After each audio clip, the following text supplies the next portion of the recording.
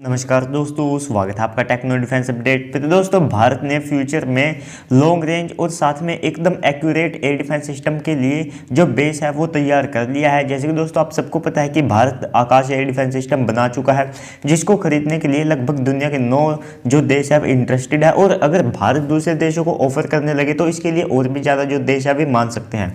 और साथ में भारत ने शॉर्ट रेंज के लिए QRSAM भी बना लिया है, MRSAM, और साथ में इजराइल ने भी भारत की अच्छी खासी मदद की है एयर डिफेंस सिस्टम के मामले में। तो दोस्तों उसी के तहत Bharat XRSAM air defence system बना रहा है, जिसकी रेंज 350 किलोमीटर तक होने वाली है। और उसके बाद भारत के पास 400 किलोमीटर की रेंज के लिए इस साल रूस से S-400 भी आने वाला है। और शॉर्ट रेंज के लिए भी भारत ने खुद के दो एयर डिफेंस सिस्टम को तैयार कर लिया है। लेकिन दोस्तों अब बारी आ जाती है मीडियम रेंज के लिए। तो देखिए दोस्तों, भारत का जो आकाश एयर डिफेंस सिस्टम है वो है शॉर्ट रेंज का एयर डिफेंस सिस्टम, लेकिन भारत उसका एक नेक्स्ट जनरेशन वेरिएंट भी तैयार कर रहा है, जो कि मौजूदा आकाश एयर डिफेंस सिस्टम से दुगनी रेंज के साथ होगा। तो चलिए दोस्तों, इसके बारे में हम थोड़ा सा जान लेते हैं कि किस तरह का यह एयर डिफेंस सिस्टम होने वाला है। और साथ में सबसे पहले मैं आपको बता दूं, अगर देखा जाए इसके कंपोनेंट्स को और ये जितना ज़्यादा एडवांस होगा तो ये आप इसे कह सकते हैं कि ये आकाश एयर डिफेंस सिस्टम से बहुत ज़्यादा अलग होने वाला है। ये एक नया एयर डिफेंस सिस्टम ये होने वाला है, जो कि मीडियम रेंज के लिए किसी भी तरह के टारगेट को ट्रैक करने में सक्षम होगा। तो ये एक highly mobile surface to air missile defence system होने वाला है, यानी कि इसे एक जगह से दूसरी जगह पर बड़ी आसानी से ले जाया जा सकेगा। और दोस्तों ये सबसे बड़ा एक तरह से फीचर होता है, क्योंकि अगर दुश्मन देश आपके एयर डिफेंस सिस्टम को अपनी मिसाइल या फाइटर जेट से एक तरह से तबाह करना चाहता है तो हम बड़ी आसानी से इसकी जगह को चेंज कर सकते हैं। और इसके बाद जैसा कि आप सबको पता है कि भारत से जो आकाश एयर डिफेंस सिस्टम है उसी से एक तरह से बना रहा है, लेकिन ये उससे बहुत ज़्यादा एडवांस और नेक्स्ट जनरेशन का एयर डिफेंस सिस्टम होने वाला है। और दोस्तों बात करें प्रोपल्शन की, यानी इसमें जो मिसाइलें होंगी तो वे ड्यूल मोटर प्रोपल्शन सिस्टम से वे चलेंगी। और दोस्तों साथ में इसमें 3D AESA रडार का इस्तेमाल किया जाएगा। और इसके बाद बात करें इसकी रेंज की, तो इसकी जो रेंज है वो 70 से 90 किलोमीटर तक होने वाली है। हालांकि दोस्तों ये जो रेंज है आपको कई बार 40 किलोमीटर से 60 किलोमीटर तक बताई जाती है और कई बार 80 किलोमीटर तक, लेकिन जहाँ तक है ये 70 से 90 किलोमीटर तक बड़ी आसानी से मार कर सकेगा। और सबसे बड़ी बात, इसे ट्रक पर माउंट कर कहीं पर भी बड़ी आसानी से ले जाया जा सकता है, जिससे इसका जो ट्रांसपोर्टेशन है वो और ज़्यादा आसान होगा। और इसके बाद ये किस तरह के टारगेट को मारने में सक्षम होगा, तो देखिए दोस्तों, जो क्रूज मिसाइल हैं और साथ में जो हाईली मैन्यूवरिंग टारगेट होते हैं जैसे कि फाइटर जेट, और उसके बाद जो UCAV है या फिर कोई UAV है, और अवॉक्स, टैंकर, रिफ्यूलर या जितने भी तरह के जो एरियल टारगेट है उन्हें ये मार गिराने में सक्षम होगा। और सबसे बड़ी बात जो आता है, भारत के जो प्रोजेक्ट होते हैं वे कई बार डिले हो जाते हैं और इसी के लिए जो भारत की कंपनियां हैं वे भी बदनाम रहती है। लेकिन अब की बार जो भारत ने जो शेड्यूल रखा है अपने हथियारों का वो बहुत ज़्यादा नंबर 1 है। और भारत के जो प्रोजेक्ट हैं वे भी पिछले साल इतना ज़्यादा डिले नहीं हुआ था, जबकि कोरोना वायरस भी बहुत ज़्यादा उस समय फैला था। तो अब इसका जो टेस्ट है वो 2021 में कभी भी हो सकता है कि जनवरी मंथ में हो जाए, फेब में या मार्च के मंथ में आपको इसका टेस्ट है वो देखने को मिल सकता है, क्योंकि जो कंपनी इसे बना रही है उसने इसके ज़्यादातर कंपोनेंट्स को तैयार कर लिया है। और दोस्तों इसकी जो फ्लाइट सीलिंग है ये 1 लाख फीट तक की हाइट पर किसी भी टारगेट को मारने में सक्षम होगा, जबकि जो हमारा आकाश एयर डिफेंस सिस्टम है उसकी जो फ्लाइट सीलिंग है वो केवल 66,500 फीट तक थी। यानी कि दोस्तों जो फाइटर जेट है उन्हें तो वो बड़ी आसानी से मार गिरा सकता था, लेकिन जो बॉम्बर्स या दूसरे एयरक्राफ्ट होते हैं जो इतनी हाइट से भी ज़्यादा पर जा सकते हैं उनको मारने में उसे थोड़ी बहुत दिक्कत आती थी। और इसके बाद इसकी जो मिसाइलें हैं उनकी स्पीड जो है वो 3 मैक से 4.5 मैक तक होगी, जबकि जो भारत का मौजूदा आकाश एयर डिफेंस सिस्टम है उसकी मिसाइलों की स्पीड 3.5 मैक तक है।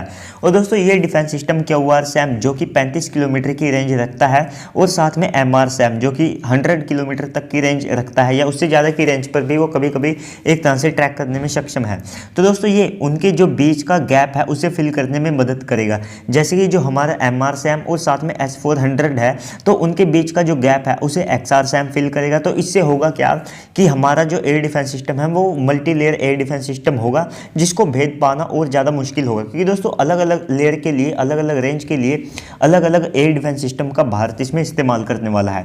और इसकी मिसाइलों को कैनिस्टर के अंदर रखा जाएगा, जो कि सबसे बड़ी भारत के एयर डिफेंस सिस्टमों में जो पिछले एयर डिफेंस सिस्टम है, जैसा कि आप QRSAM को भी देख सकते हैं और साथ में जो भारत का आकाश एयर डिफेंस सिस्टम है इनको भी देख सकते हैं। इनमें सबसे बड़ी कमी यही होती थी कि एक तो वर्टिकल लॉन्च्ड नहीं होते थे और साथ में ये कैनिस्टर बेस्ड नहीं होते थे। तो देखिए दोस्तों, जो वर्टिकल लॉन्च है वो एक टाइप पर चल जाता है, लेकिन कैनिस्टर बेस्ड होना आज की तारीख में एयर डिफेंस सिस्टम का बहुत ज़्यादा जरूरी है। तो ये कमी भी भारत इस एयर डिफेंस सिस्टम में पूरी करने वाला है। और साथ में सबसे बड़ा फायदा यही मिलता है कि जो मिसाइलें हैं उनकी मेंटेनेंस कॉस्ट है वो और ज़्यादा कम होती है, और साथ में जो एयर डिफेंस सिस्टम है उसकी जो लाइफ है वो 4 से 5 साल तक बढ़ जाती है।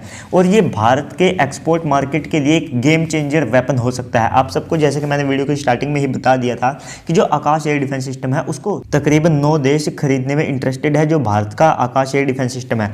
और दोस्तों उनको ये भी पता है कि जो हम डोमेस्टिक लेवल पर जिस एयर डिफेंस सिस्टम को इस्तेमाल करते हैं उनको उसका डाउनग्रेडेड वेरिएंट मिलेगा, यानी कि एक्सपोर्ट वेरिएंट। तब भी इतने देशों का इसमें इंटरेस्ट शो करना बहुत बड़ी बात है। जबकि दोस्तों भारत की जो डिफेंस लॉबी है वो भी इतनी ज़्यादा मजबूत नहीं है अगर आप उसे कंपेयर करते हैं चाइना, अमेरिका और साथ में रूस की एयर डिफेंस सिस्टम, माफ़ कीजिएगा, जो डिफेंस लॉबी है। और दोस्तों इसके बाद जो आकाश NG की जो टेस्टिंग है वो इसी साल शुरू हो जाएगी। सबसे बड़ी बात यही है, जिसमें इसके अलग अलग टेस्ट होंगे, अलग अलग इन्वायरमेंट में इसको टेस्ट किया जाएगा। भारत के जैसे कि लद्दाख का रीजन है और साथ में राजस्थान में आप सबको पता है कि कितनी ज़्यादा गर्मी पड़ती है, और इसके बाद अलग अलग टारगेट के खिलाफ इसे टेस्ट किया जाएगा। और माना जा रहा है कि ये आकाश MK1 और साथ में MK2 का एडवांस वेरिएंट होगा, लेकिन उनसे ये बहुत ज़्यादा अलग होने वाला है क्योंकि उनके जो वेरिएंट में जो कंपोनेंट्स होते हैं उनका बहुत कम इसमें इस्तेमाल किया जाएगा। जैसे कि जो आकाश एयर डिफेंस सिस्टम है उसमें PESR रडार का इस्तेमाल किया जाता है, जबकि दोस्तों इसमें 3D AESA मल्टीफंक्शनल रडार का इस्तेमाल किया जाएगा। और जो फ्यूचर में Israeli Barak 8 air defence system है उसको ये पूरी तरह से रिप्लेस करेगा, क्योंकि इस एयर डिफेंस सिस्टम की जो रेंज है वो भी 80 किलोमीटर तक होने वाली है, और जो बराक 8 एयर डिफेंस सिस्टम है उसकी रेंज भी तकरीबन 100 किलोमीटर तक मानी जाती है। और दोस्तों जो आकाश IS में जो 3D राजेंद्रा PESR रडार लगा है वो 64 टारगेट को ट्रैक कर सकता है और 12 को एक तरह से अटैक के लिए इंगेज कर सकता है। तो इसका जो नेक्स्ट जनरेशन वेरिएंट होगा वो इससे ज़्यादा की संख्या में टारगेट को ट्रैक कर सकेगा और ज़्यादा को जो अटैक के लिए एक तरह से इंगेज कर सकेगा। और दोस्तों जबकि जो 3D AESA रडार है वो ज़्यादा दूर तक ट्रैक करने में भी सक्षम होगा, यानी कि इस एयर डिफेंस सिस्टम के जो रडार है उनकी रेंज भी ज़्यादा होगी। और जो आकाश में राजेंद्रा रडार है वो लगभग माना जाता है 100 किलोमीटर तक ट्रैक करने की क्षमता रखता है। तो इसके बाद जो मेन पॉइंट आ जाता है वो है किसी भी एयर डिफेंस सिस्टम की एक्यूरेसी। तो देखिए दोस्तों, जो भारत मौजूदा आकाश एयर डिफेंस सिस्टम को इस्तेमाल करता है सिंगल फायर में, जो उसका रेट है 88% है, यानी कि दोस्तों 88% चांसेस है कि उसकी अगर एक मिसाइल है तो वो अपने टारगेट को ट्रैक कर सकती है। जबकि दोस्तों जो S-400 है वो 2 मिसाइलों को एक तरह से यूज़ करता है किसी एक टारगेट को मार गिराने में। और दोस्तों वहीं पर अगर जो आकाश एयर डिफेंस सिस्टम की 2 मिसाइलें किसी एक टारगेट पर भेजी जाती है, यानी कि लॉन्च किया जाता है, तो ये जो एक्यूरेसी रेट है ये 88% से बढ़कर 98% तक आ जाता है। और एक और बड़ी बात, जो आकाश NG वेरिएंट होगा इसकी जो मिसाइलें हैं वे जो मौजूदा आकाश एयर डिफेंस सिस्टम है उससे 50% तक हल्की रहने वाली है, ताकि उनकी स्पीड और ज़्यादा इंक्रीज हो और उनकी रेंज है वो भी ज़्यादा दूरी तक बढ़ाई जा सके। और दोस्तों इसके बाद ये एयर डिफेंस सिस्टम एक अलग एयर डिफेंस सिस्टम होने वाला है, क्योंकि आकाश एयर डिफेंस सिस्टम से बहुत कम टेक्नोलॉजी और कंपोनेंट्स का इसमें इस्तेमाल किया जाएगा। और दोस्तों अगर भारत इसके साथ सेम वही काम करता है जैसा कि हमने अपने MRSAM एयर डिफेंस सिस्टम के साथ किया था, यानी कि जो उसकी मिसाइलें हैं वे कैनिस्टर के अंदर है और साथ में जो कैनिस्टर है भारत ने उनको भी कवर कर दिया था, तो उससे और ज़्यादा उसको ढूंढना एक तरह से मुश्किल है और ज़्यादा एयर डिफेंस सिस्टम लीथल वो बन चुका है।